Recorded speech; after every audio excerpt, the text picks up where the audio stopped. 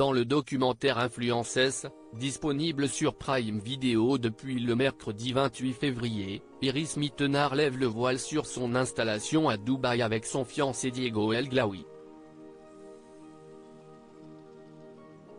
Peu de temps avant de changer d'année et d'arriver en 2016, Iris Mittenard s'est emparée de la couronne de Camille Serre et est devenue Miss France 2016. Très vite, elle est devenue la chouchoute des Français et quelques mois plus tard, elle décrochait l'écharpe de Miss Univers 2016. De retour en France après une année de folie à New York, elle est restée sous le feu des projecteurs devenant animatrice dans Ninja Warrior. Elle a aussi participé à des émissions dont Fort Boyard et Danse avec les stars. On a aussi pu la retrouver à la radio sur Chérie FM. Mais voilà, ces dernières années, Iris Mittenard est de moins en moins présente en France et se montre davantage à Dubaï, là où son fiancé Diego El Glaoui tente de percer avec son agence d'influenceurs.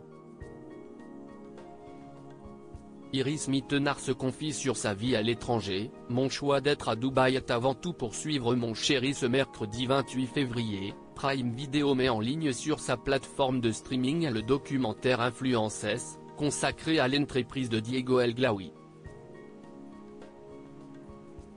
Entre gérer son business pour ce dernier et gérer ses réseaux sociaux pour Iris Mittenard, les amoureux, pourtant fiancés, peinent à organiser leur mariage. Toutefois, cela ne les empêche pas de vivre heureux à Dubaï. Depuis 2 ans, la reine de beauté s'affiche très souvent aux Émirats Arabes Unis, mais n'a jamais révélé s'y être officiellement installée.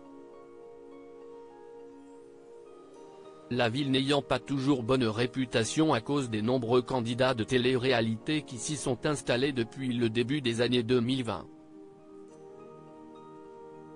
Dans l'épisode 6 du documentaire Influences, Iris Mittenard lève enfin le voile sur son expatriation.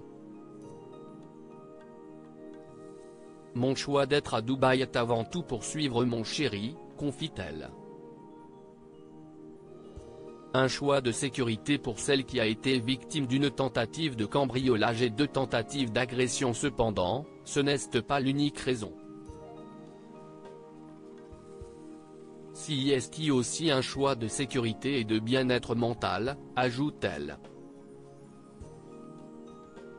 Et pour cause, elle explique avoir eu des soucis lorsqu'elle était parisienne à plein temps, une tentative de cambriolage et 2 tentatives d'agression pour moi.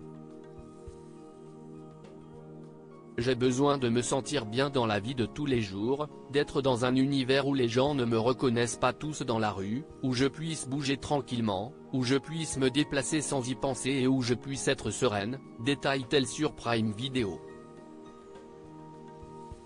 Par conséquent, Iris Mittenard fait régulièrement des allers-retours en France pour voir ses proches et respecter ses engagements professionnels.